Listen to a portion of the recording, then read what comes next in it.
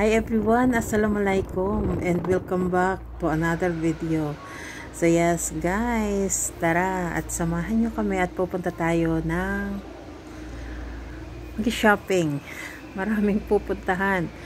Mag-grocery, yes, isasama ko na yung pag-grocery namin at saka yung titingin daw ng gold si girl kasi alam nyo naman, dalaga na siya eh. So nag-i-invest na siya ng gold.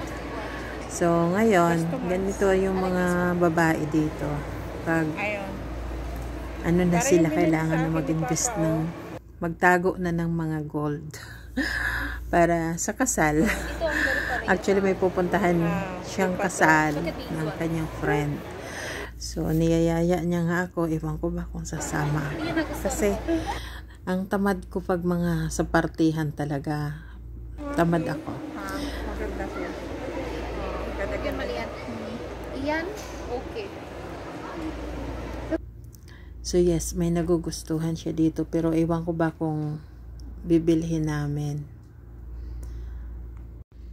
Kasi medyo mahal ngayon pag ganito kasing season, mahal yung gold. Oo, mahal kasi maraming wedding, ganun, saka Hajj, after Hajj. Oo, kasi yung ano ba, yung mga pampasalubong nila, ganun. Oo, maraming namimili ng mga gold.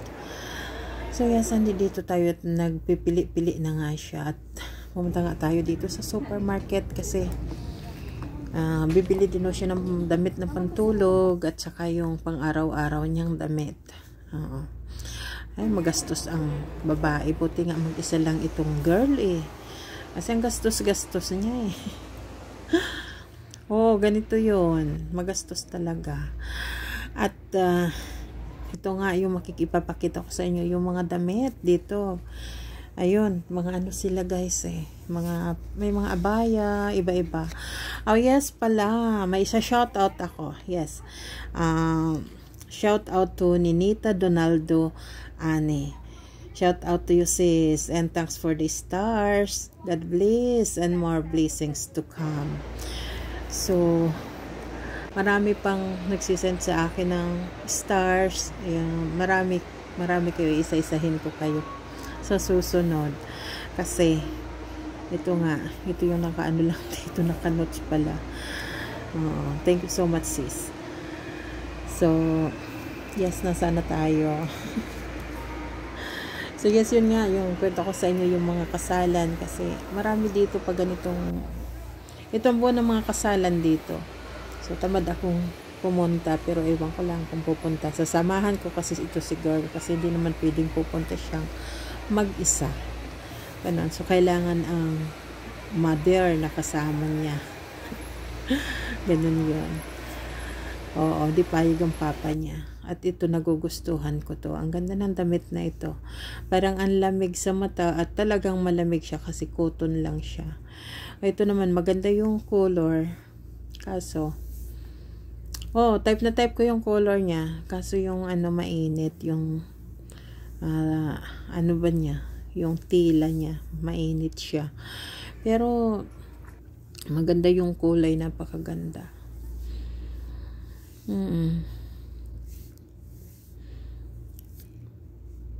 Nako. Magastos talaga dito yung mga babae, ano? Oo. Kasi, ano eh, mga party-partihan pa sila, oy.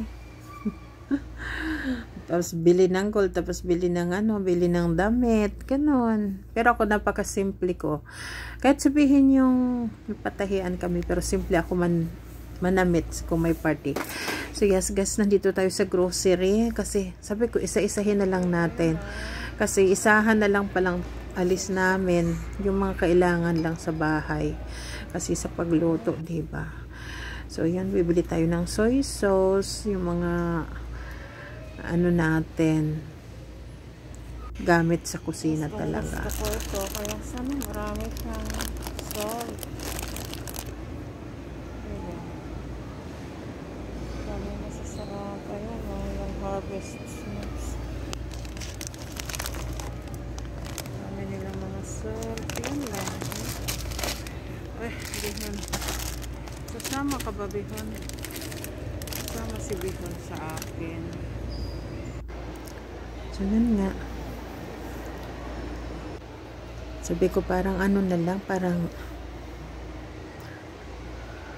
yung ano kasi, yung minsan mga bata, yung tamad na rin naman silang araw-araw utusan mo. Ihatid mo ako doon, ihatid mo ako dito, diba? Ayaw din naman ng gano'n nila. So, sabi ko, sana lang mag-grocery na rin tayo kasi ano yun guys yung mga wala lang talaga sa bahay kasi ipapagawa sila ng pizza. Buti na nga kasi magbili kasi masyadong mahal na kung bibili. So gagawa na lang tayo sa bahay yung mga pasta na yon. Oo, kasi mahilig naman ako magluto, diba? Sino man kakain ng mga niluto ko. At saka itong mushrooms. Yes. Nako, medyo mura yung mushroom ngayon. Oo, may ano sila, may sale. At saka yung mga masala, hindi biryani. Gusto ng mga bata yung mga biryani, diba? Bili tayo ng mga masala.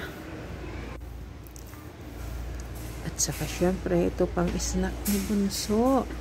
Kasi itong si Bunso, binata na, pero parang ano pa siya.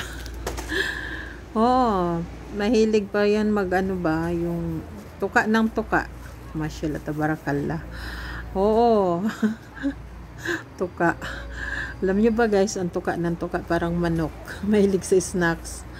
Ganon. Kahit gumagawa ko dito mga cookies, para lang sa kanya.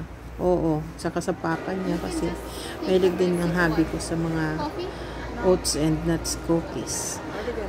Ganun. Guys, dito na lang. Bye-bye. See you on my next video. Take care po. Ingat tayong lahat.